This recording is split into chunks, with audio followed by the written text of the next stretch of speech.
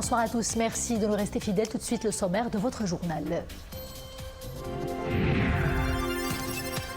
Discours royal de l'ouverture de la première session de la 3e année législative de la 11e législature définit les chantiers socio-prioritaires et appelle même à privilégier les valeurs marocaines authentiques pour une meilleure mise en œuvre des programmes les plus urgents. Reconstruction des zones sinistrées d'El Haouz, révision du code de la route et aide sociale aux plus vulnérables. Tout un programme de travail est déroulé, décliné pour le gouvernement et pour le Parlement aussi.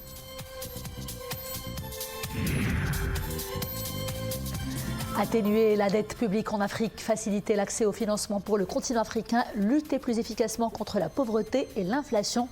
Des défis colossaux débattus lors des travaux de l'Assemblée annuelle, Fonds monétaire international et Banque mondiale. Relever ces challenges passe nécessairement par un changement des paradigmes mondiaux et surtout un système financier. Comment y parvenir? Nous suivrons les recommandations émises pendant les tables rondes tenues à l'occasion.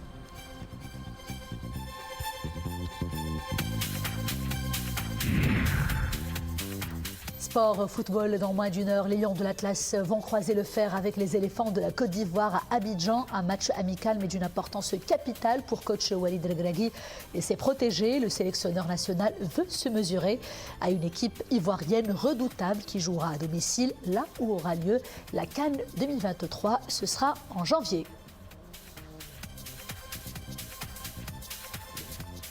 Bonsoir. Le discours royal de l'ouverture de la première session de la 3e année législative de la 11e législature définit les chantiers sociaux prioritaires et souligne même la profondeur des valeurs marocaines authentiques, particulièrement durant les crises et les adversités. Au cœur de ces chantiers prioritaires, la reconstruction et l'accompagnement de la population sinistrée après le séisme d'El Haouz, la révision du code de la famille et l'aide sociale aux plus vulnérables. Décryptage tout de suite en compagnie de Mohamed Jabri et Myriam Messi. Ils ont tous répondu à l'appel de la nation. Des citoyens de tous bords, rassemblés à l'unisson dans un élan spontané et solidaire. Une entraide remarquable qui s'est révélée au grand jour au lendemain d'un drame dévastateur. Le séisme d'El Haouz a été le catalyseur d'une mobilisation nationale salutaire. Une source de réconfort et de fierté érigée par Sa Majesté le Roi en valeur fondatrice de l'identité nationale. Ce drame livre un enseignement précieux. Les valeurs authentiques de l'âme marocaine ont prévalu. C'est là même qui ont toujours permis à notre pays de surmonter crises et adversités et qui nous confortent sans cesse dans notre détermination à poursuivre notre marche avec assurance et optimisme. Ce bel esprit et cet idéal noble nous habitent tous car ils représentent pour nous les ferments de l'unité et de la cohésion de la société marocaine. Autre pilier fort de la société marocaine, la famille. Un noyau dur que Sa Majesté le Roi entoure de sa haute sollicitude et veille à en fortifier la cohésion.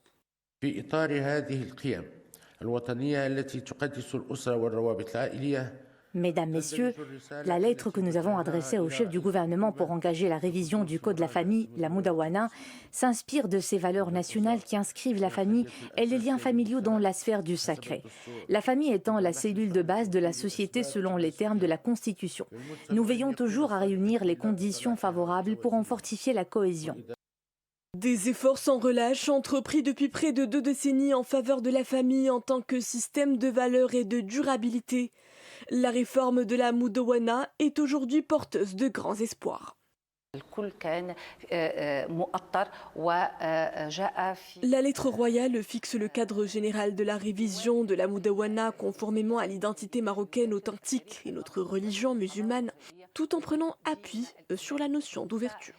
Autre chantier à impact direct sur les familles annoncé par le souverain dans son discours au Parlement, la généralisation de la protection sociale, érigée en pilier essentiel de notre modèle sociétal et de développement.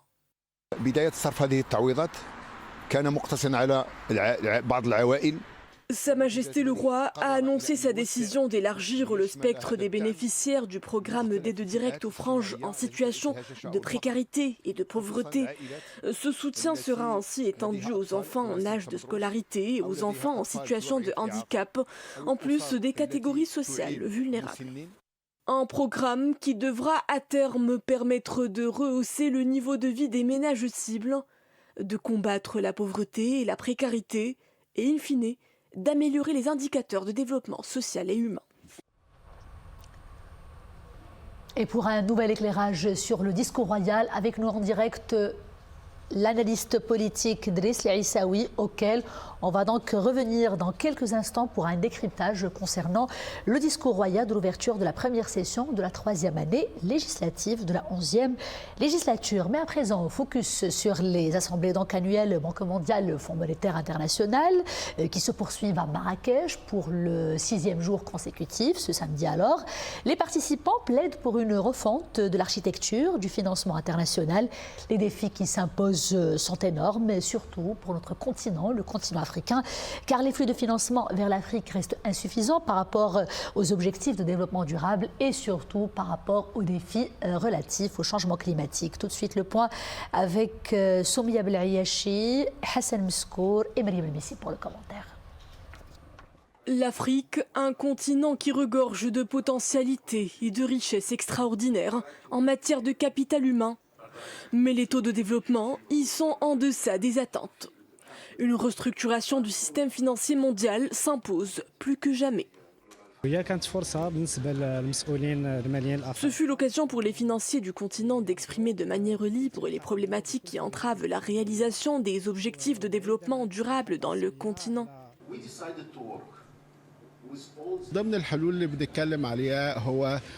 Parmi les solutions proposées, les financements à bas coût pour répondre efficacement aux défis émanant des changements climatiques.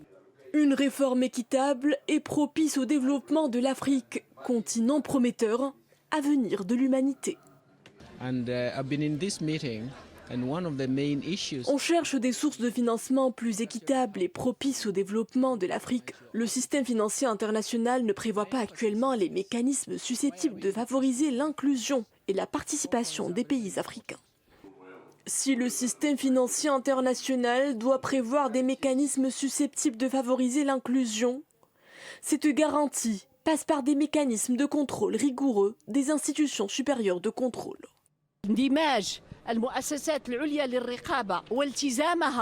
Il est question pour les institutions supérieures de contrôle d'entreprendre des travaux d'audit pertinents et prospectifs en vue d'accélérer l'implémentation des objectifs de développement durable. Et cela en tenant compte des spécificités territoriales de façon à accorder des financements qui puissent répondre aux aspirations des citoyens et créer de la richesse. Repenser l'architecture de financement international, un défi qui s'impose pour une meilleure inclusivité en Afrique.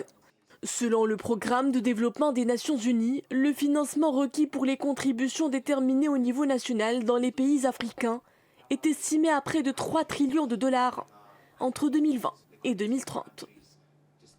Et pour parler de tous ces défis, avec nous sur le plateau, professeur Hassan Al-Arafi, professeur de finances publiques à l'université Mohammed V de Rabat, mais aussi expert auprès de la Banque mondiale.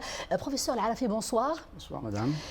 Dans le message adressé par Sa Majesté le roi Mohammed VI aux participants aux assemblées annuelles Banque mondiale, Fonds monétaire international, Sa Majesté a appelé à une réforme des institutions financières et des règles surtout régissant le multilatéralisme. C'est dire, professeur Al-Arafi, qu'autrement, l'équité et aussi le caractère inclusif seraient mis à mal entre le Nord et le Sud.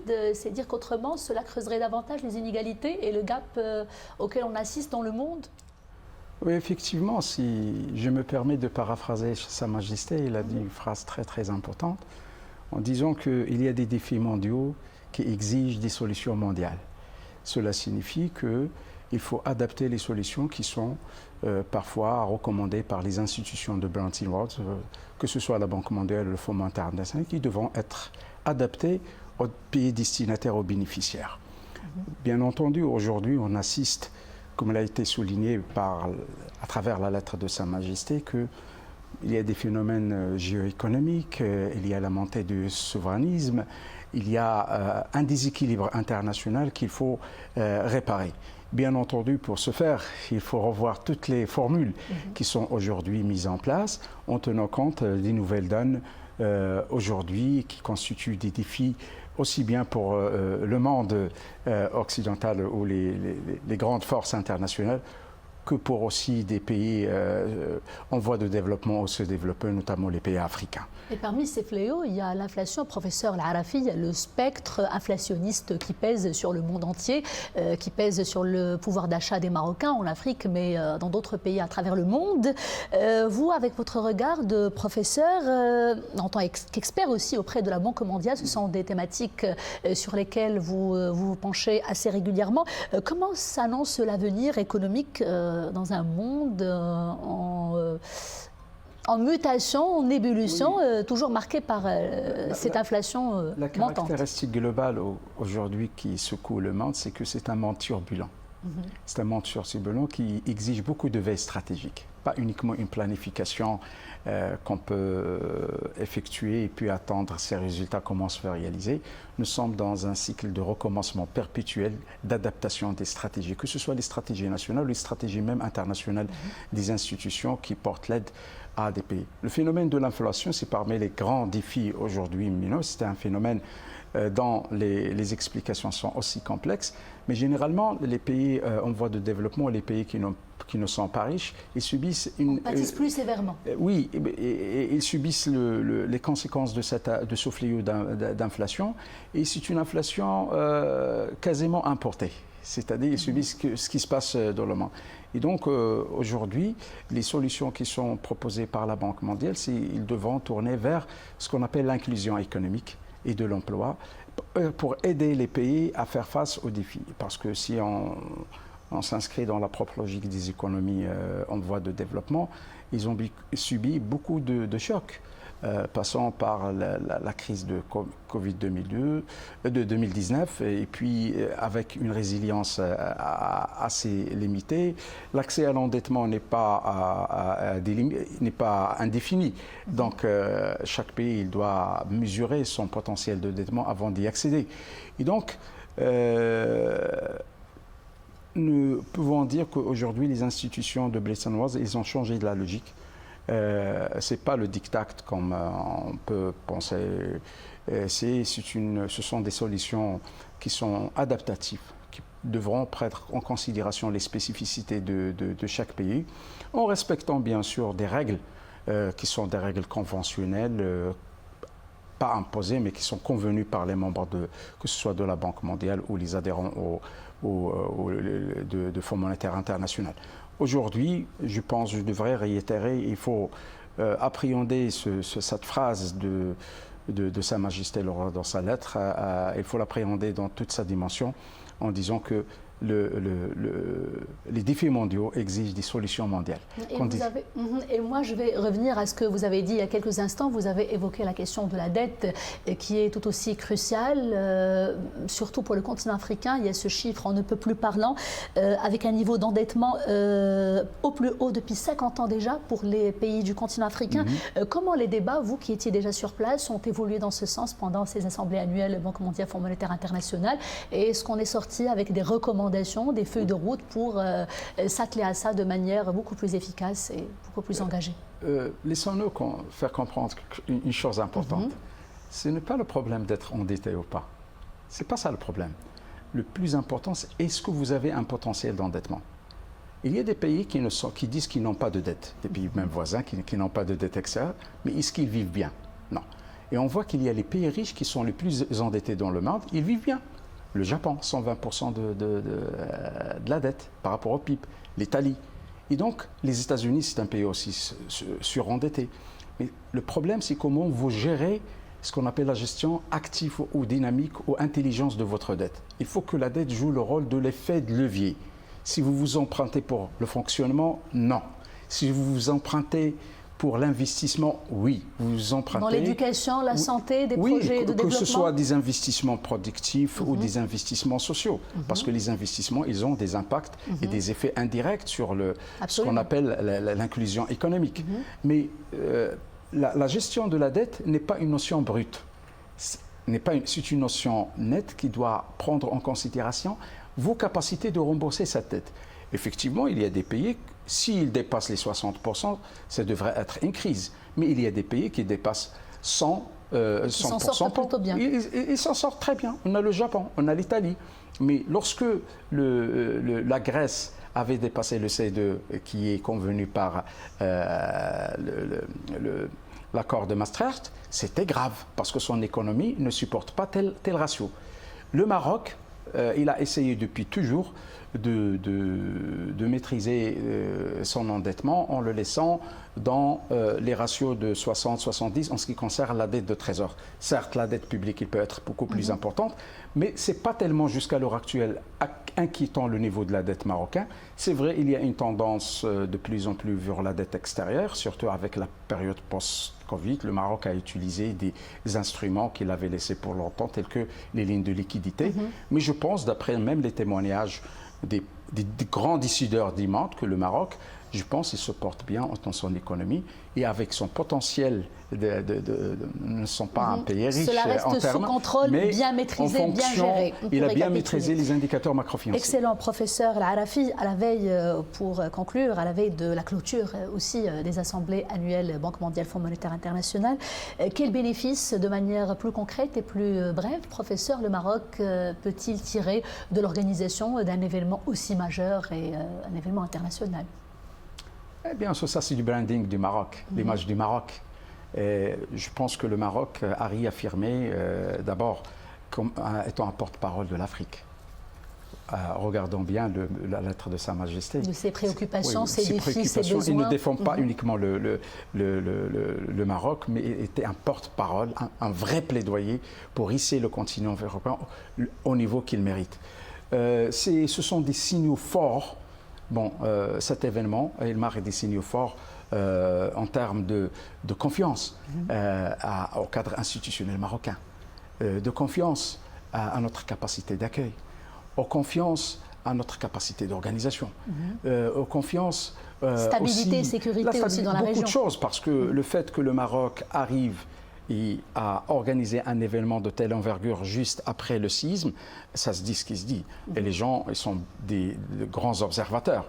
Et je pense ça a été salué trop fort par les organisateurs de cet événement qui sont de la Banque mondiale ou du Fonds monétaire international, de l'effort. Les choses ont été très bien organisées. 14 000 invités, pas n'importe quel invité. Donc, c'était Marrakech, dans cette semaine, était la capitale du monde. Et cela a été dit et redit hier par la directrice du Fonds monétaire international et le directeur de la Banque mondiale, professeur Al-Arafi, Hassan Al-Arafi, professeur de finances publiques à l'université Mohamed V de Rabat et aussi expert auprès de la Banque mondiale. Merci beaucoup de cet éclairage. Merci à vous. Et à présent, un autre éclairage. Cette fois-ci, on va revenir au discours royal de l'ouverture de la première session de la 3e année législative de la 11e législature. Un discours qui, rappelons-le, définit les chantiers sociaux prioritaires et qui souligne aussi la profondeur des valeurs marocaines authentiques. Et pour cela, un nouvel éclairage donc, cette fois-ci avec l'analyste politique Driss Aissaoui. Monsieur Aissaoui, bonsoir. Le discours royal prononcé à l'ouverture de la première session de la 3e année législative étant ne peut plus fort. Toutes les forces politiques publiques au Maroc sont donc appelées à se conformer à un nouveau système de valeurs nationales authentiques, propre à nous Marocains. C'est une manière aussi de dire haut et fort que le Maroc n'a pas besoin de modèles étrangers pour asseoir davantage sa politique régalienne. C'est cela, professeur Aissaoui? Oui, vous savez, c'est véritablement un discours programme pour les membres des deux chambres du Parlement marocain. Et c'est un discours qui a permis de retracer un peu tout l'itinéraire de la société et l'économie marocaine. Et au moins 3 grands moments ont émaillé ce discours. Nous avons le premier point, c'était celui du séisme, et là où Sa Majesté le roi Mohamed VI a traité la question du séisme et la manière dont le Royaume du Maroc a pu justement gérer au mieux et haut la main cette problématique importante qui a touché au fond les valeurs du Maroc, la société marocaine. Et il y a également le deuxième point important qui me semble être aussi un point important, c'est celui des valeurs. C'est-à-dire Sa Majesté le roi Mohamed VI est revenu sur les 3 principales valeurs qui gouvernent et qui guident les actions et les actes de la politique économique de ce pays. On pourra y revenir en détail. Et il y a également donc le traitement de la question de la famille et la révision du code de la famille qui est devenu un cadre important de réflexion sur ce que devra être la famille. Et aussi ici, c'est d'après les développements qui ont été présentés par Sa Majesté le roi Mohammed VI, nous ne parlons pas du code de la femme. C'est le code de la famille, c'est-à-dire la femme, le mari, le père, le frère, tout le monde, toutes les constituantes du groupe, de la cellule familiale sont concernées. Et véritablement, c'est une situation particulière à laquelle devraient s'intéresser tous les parlementaires. Et en fait, le discours a été une feuille de route pour les parlementaires de la première chambre et de la deuxième chambre pour pouvoir travailler et réfléchir dans les semaines et les mois à venir. C'est en fait un programme de travail annuel qui a été soumis sur lequel doivent s'atteler et le gouvernement et le Parlement, Monsieur Aissaoui. Sa Majesté le roi Mohammed VI insiste aussi sur l'urgence de confirmer et d'aider, assister aussi les familles touchées par le séisme d'Al Haouz. Le message envoyé par le souverain est que la reconstruction des zones sinistrées et de l'humain aussi ne peut en aucun cas attendre ou être relégué au second plan. Le discours se présente alors comme une feuille de route et pour le gouvernement et pour le Parlement, là aussi, sur ce chantier capital. Là aussi, bien sûr. C'est-à-dire que quand on parle du séisme, quand on a parlé, c'est-à-dire Sa Majesté le Roi a tenu à préciser de manière très particulière que le traitement de cette question du séisme n'était pas une question formelle. Au contraire, c'est une question de fond. Et là où il a dit que quand il fallait traiter la question du séisme, il fallait la traiter comme étant une affaire urgente. Et c'est ce qui a été fait. Je vous ai dit tout à l'heure que le rappel, parce que Sa Majesté le Roi a tenu à lui dire, il y a trois principaux groupes de valeurs qui doivent constituer la trame de fond de la gestion et de la réflexion sur l'action publique. Nous avons les valeurs religieuses, les valeurs nationales et les valeurs de solidarité, de cohésion interrégionale et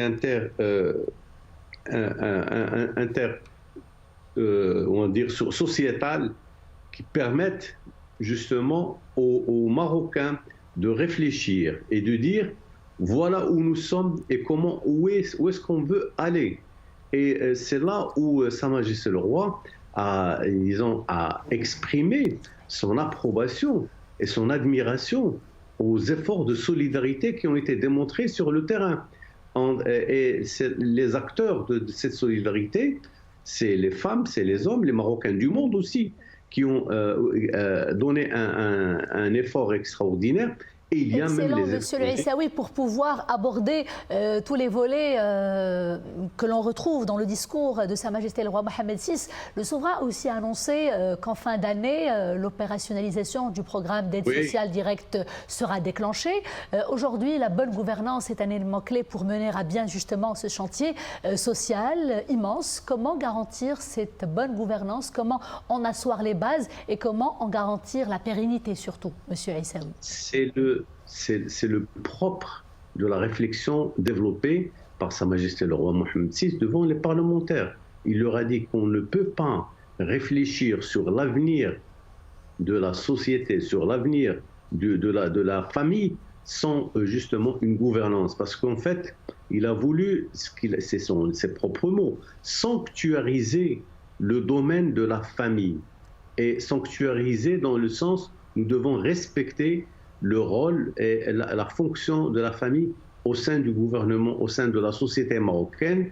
Et ça, c'est un rôle qui est dévolu au gouvernement, à la société civile, au Parlement et à tous les acteurs qui font de la vie de tous les jours quelque chose de formidable. Et c'est ce qu'on a vécu. Et effectivement, c'est le discours de Sa Majesté le Roi est véritablement un outil extraordinaire de révélation de toutes les forces de solidarité. Monsieur Aissaoui, le discours de Sa Majesté le Roi a chargé aussi le Parlement d'une nouvelle responsabilité, celle d'observer la vigilance dans l'élaboration des lois. Comment cette fois-ci expliquer cette exigence de la part du souverain dans le contexte actuel, le contexte où nous vivons, évoluons actuellement? Bien sûr, vous savez, ça c'est le plus important. C'est un patron qui parle à ses équipes. Le roi Mohamed VI a parlé avec le langage du militant. C'est le militant pour le développement socio-économique du pays et il est venu nous le dire. Il a dit attention au gouvernement, attention, il faut absolument que tout ce qui se fait soit fait dans la vigilance, dans la célérité, dans la rapidité, mais surtout dans la bonne manière. C'est ça le plus important. Il fallait absolument penser au fait que les Marocains et les Marocaines doivent prendre en considération toutes ces responsabilités, que ce soit la question du Haouz ou la question du séisme ou la question de la réforme du Code de la famille. Il fallait le faire avec le maximum de responsabilité, de vigilance et de célérité surtout, et de respect aux règles qui doivent régir toutes les relations publiques, toutes les politiques publiques qui doivent être mises en branle pour prendre à bras-le-corps cette problématique sociale et économique et de toutes les manières. Toutes les dimensions de la société marocaine ont été interpellées, ont été mesurées à travers ce discours de Sa Majesté le Roi et les réactions ont été plus que positives. On a entendu les ministres, les parlementaires, tout le monde a dit que nous sommes là pour répondre à l'appel de Sa Majesté et il fallait juste regarder une chose, c'est la spontanéité avec laquelle les citoyens marocains sont venus s'agglutiner devant le Parlement pour accueillir Sa Majesté le Roi. Ça, c'est quelque chose d'extraordinaire, on n'oubliera jamais. Et ils sont venus pour exprimer de manière directe leur adhésion à l'approche et à la politique développée par Sa Majesté le Roi Mohamed VI. Merci beaucoup, professeur Driss Aissaoui, analyste politique. Merci pour cet éclairage. Sport, football, dans moins d'une heure, à 18h pile, le Maroc affrontera la Côte d'Ivoire en match amical dans la capitale ivoirienne Abidjan. Une affiche qui a valeur de test à quelques mois de la CAN 2023 qui aura aussi lieu en Côte d'Ivoire. Ce sera en janvier et qui sera l'une des coupes d'Afrique les plus difficiles de l'histoire du foot africain, avec la présence de grandes stars de la discipline évoluant dans les meilleurs clubs du monde. C'est une rencontre amicale, mais qui promet en tout cas beaucoup de spectacles. Et toujours concernant ce match amical, Côte d'Ivoire-Maroc, prévu à 18h. Sachez que Walid Regragui voit l'affiche, je disais, il y a quelques instants, comme une occasion propice permettant à la sélection nationale de découvrir le pays qui va abriter la CAN 2023. L'occasion aussi pour lui de tester de nouvelles options. On l'écoute tout de suite pour plus de précisions. On sait qu'on va rencontrer une des meilleures équipes d'Afrique, une équipe légendaire, qui va avoir à cœur, devant son public avant la Coupe d'Afrique, d'être à son maximum et d'envoyer un message, non seulement aux Marocains, mais à toute l'Afrique. Donc ça va être un match très difficile pour nous, mais c'est ce qu'on est venu chercher, se mettre en difficulté avant la Coupe d'Afrique, voir un peu les conditions qui nous attendent au mois de janvier. Et on sait à quoi s'attendre. Maintenant, nous, on vient avec nos armes. On a confiance en nous et on espère que ce sera un match qui va servir à la fin pour les deux équipes. Et avant de refermer ce journal, notez le changement des horaires de diffusion de nos bulletins d'information. À partir de lundi, vous aurez rendez-vous avec Ad-Dahira à 13h. Vous suivrez le JT amazirophone et JT hispanophone aussi à partir de 14h. Votre JT francophone est programmé à 18h30, Al-Raïsia à 20h30 et enfin Al-Akhira à 23h30. Et c'est la fin de ce journal. Merci d'avoir été des nôtres. À demain, toujours avec grand plaisir. D'ici là, portez-vous bien.